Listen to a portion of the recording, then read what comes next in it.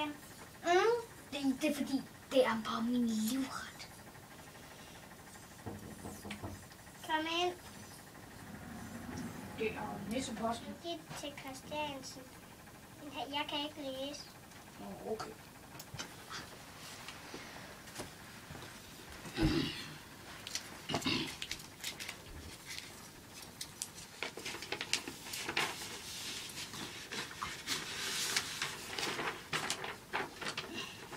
Nordpolen, december 2011.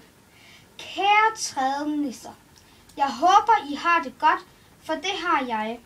Frygteligt travlt på denne årstid selvfølgelig. Men jeg har en bøn til jer.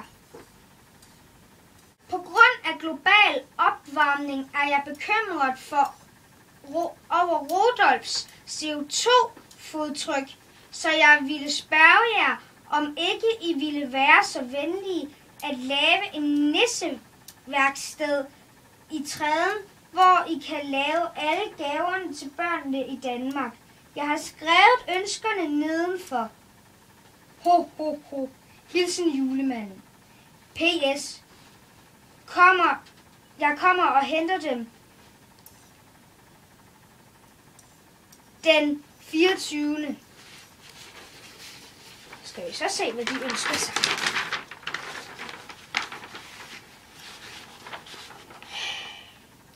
Sportscykler, ski, bamser, båd, flyver,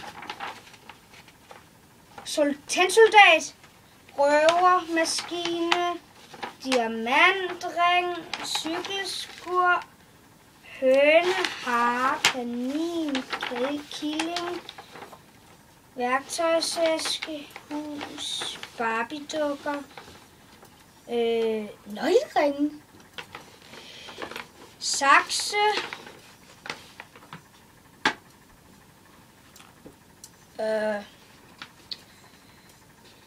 lokomotiv,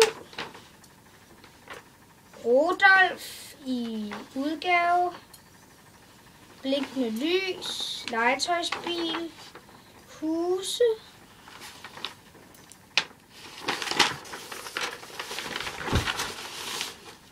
Hvordan skal vi dog få fat i alt det? Jeg ved ikke, hvad vi skal gøre, og Christiansen er besvimet. Hvad skal vi gøre? Hvad skal vi gøre? Rulleskøjter, legehuse. Har du et råd? Jeg kender en, der hedder Nissemand Bob. Han kan nok hjælpe. Ham har jeg ikke hørt om. Ham kender jeg. Jeg ringer lige til ham. Hej, Nissemand Bob. Vi har et lille problem, for vi skal have bygget julemandens værksted, og Christiansen er besvimet.